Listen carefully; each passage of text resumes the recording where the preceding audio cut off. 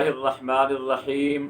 अस्सुननुल कुबरा लिल-बहकी, सफ़ा नंबर 336, जिल्द नंबर 7। इसके ऊपर इमाम बहकी रहमतुल्लाह अलैह 3 हदीसें लाए कि 3 तलाक़ें 3 ही हो जाती हैं, चाहे इकट्ठी दी जाएं या अलग अलग दी जाएं।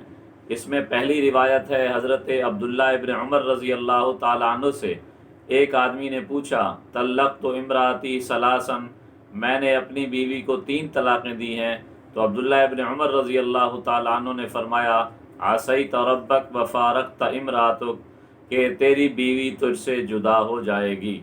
दूसरी रिवायत लाए हैं इमाम बहकी रहमतुल्लाह अलैह इसी सफ़े पर कि एक आदमी ने हज़रत मुग़ीरा बिन शुअबा रज़ी अल्लाह ताला अन्हु से पूछा कि एक आदमी ने अपनी बीवी को 100 तलाक़ें दे दी, तो क्या उसकी बीवी उस पर हराम हो जाएगी?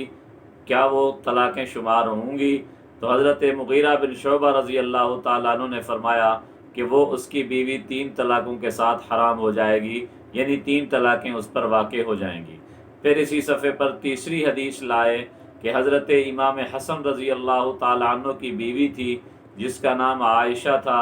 जब हज़रत अली रज़ी अल्लाह ताला अन्हु शहीद हुए, इमाम हसन खलीफा बने, तो उस बीवी आयशा ने उनको मुबारकबाद दी।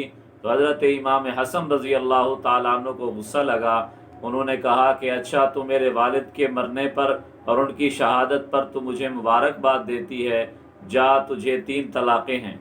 तो उसके बाद कुछ उनको हदिया दिया।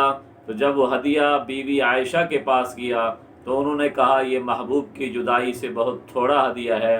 तो जब यही जुमला इमाम हसन को सुनाया गया तो इमाम हसन रज़ी अल्लाह ताला अन्हु बड़े गमगीन हुए और फरमाया, अगर मैंने अपने नाना हज़रत मोहम्मद सल्लल्लाहु अलैहि वसल्लम से ये न सुना होता कि जो आदमी अपनी बीवी को 3 तलाक़ें दे दे, उसके बाद वो औरत उसके लिए बग़ैर हलाल शरई के हराम है, हलाल नहीं है, तो मैं इस औरत से रुजू कर लेता।